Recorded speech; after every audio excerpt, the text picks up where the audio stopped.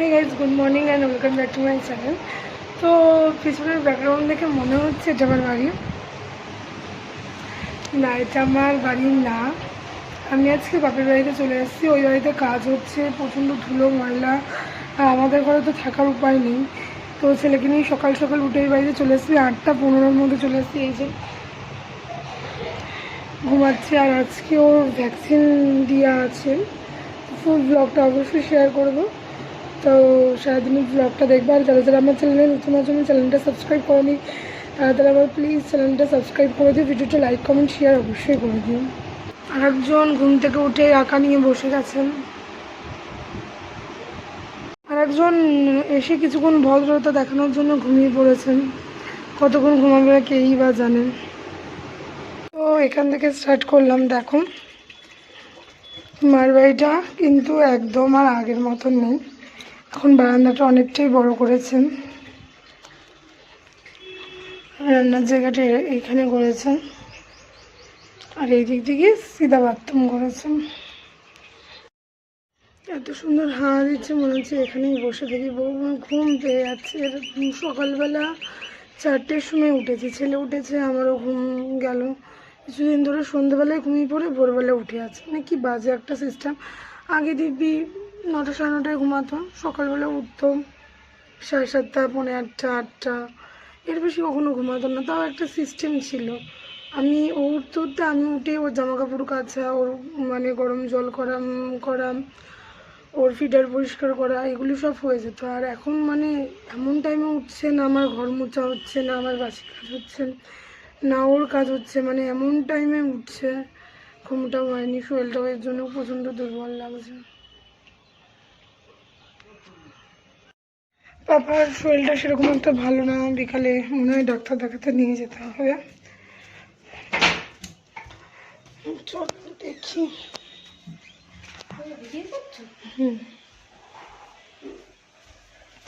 তো আজকে নিরামিষ, আগেও বলেছি। এখানে মিষ্টি কুমড়ো আলু দিয়ে তরকারি হয়েছে, আর এখানে এঁচোড় সিদ্ধ হচ্ছে। তো এখানে আমি পাপার জন্য খিচুড়ি বসিয়ে দিয়েছি প্রেশার কুকারে।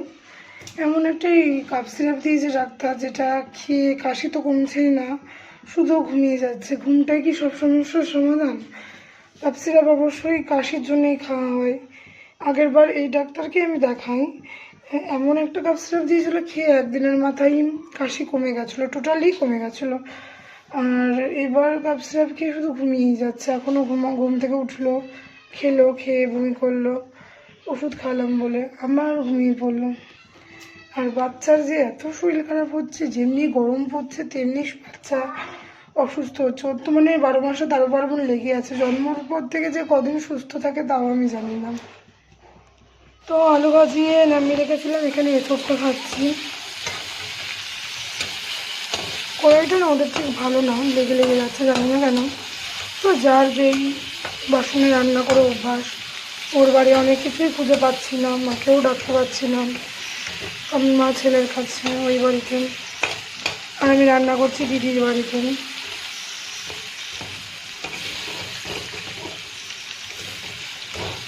কালকে থেকে আমার বাড়িতেও দিদি রান্না হবে।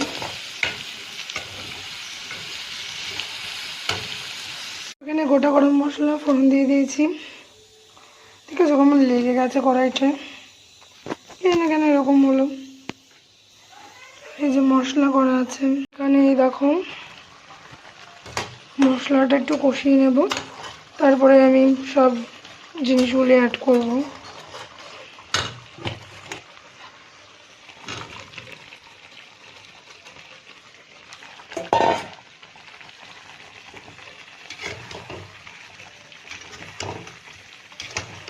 ভালো করে কষিয়ে নেব।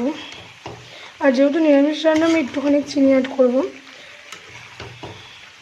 আমি করি নিরামিষে অ্যাড, অনেকেই করে।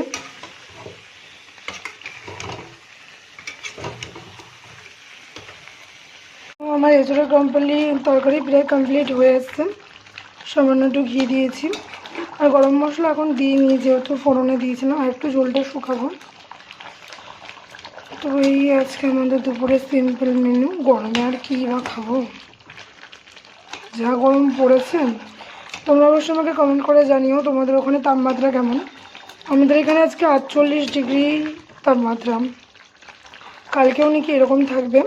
তো তোমরা কমেন্ট করে অবশ্যই জানিও তোমাদের ওখানে তাপমাত্রা কেমন, কতটা গরম কি। তো গাইজ এখন বেলা 1:30 তো বাজবেই। এক জায়গার থেকে এসে আর এক জায়গায় মানে সেট হতে কিছু খুব সময় লাগে না। তো স্নান এখন হলো। সকালে ওই বাড়ি থেকে 2টো রুটি খেয়েছিলাম বলে আর কিছু খাইনি। বাবার স্নান হয়ে আছে অনেকক্ষণ আগে, 12টার সময় স্নান করালাম, করিয়ে অনেকে খাওয়ালাম। এখন উনি খেলছেন। আর এই আমি সানস্ক্রিনটা মেখে নিয়েছি। এত রোদ্দুরের জন্য সানস্ক্রিন। আর প্রবলেম হচ্ছে কি বারবার দিদির বাড়ি এই বাড়ি, দিদির বাড়ি এই বাড়ি, কত প্রবলেম হচ্ছে। আর এই বাড়ি থেকে সিঁদুর আনতে ভুলে গেছি। এই সিঁদুরটা মার বাড়িতে থাকে। এই সিঁদুরটার কালারটা এত সুন্দর না, লাল না খয়েরি, কিন্তু ডাস্ট সিঁদুর, নর্মালি যেমন সিঁদুর হয় না গোল গোল বড় করে, ওই সিঁদুর। দেখো স্নানটা করে শরীরটা খুব ফ্রেশ লাগছে, মাথাটাও একটু শ্যাম্পু করে নিয়েছি।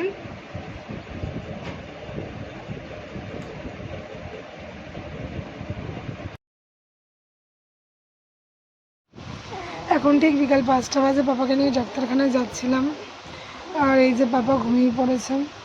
রোদ্দুরটাও অনেকটাই কমে গেছিলো, বিকেলের দিকে মেঘ করে এসেছিলো। আর এনের খুব ঘুম পেয়েছিল, বাড়িতে এসে খাইয়ে ঘুম পাড়িয়ে দিয়েছি। ভিডিওটা ভালো লাগলে অবশ্যই লাইক করো, কমেন্ট করো, পাশে থেকো, সঙ্গে থেকো। আজকের ভিডিওটা এইটুকুনি, পরের দিন অন্য ভিডিও নিয়ে আবার অবশ্যই তোমাদের সাথে দেখা করবো।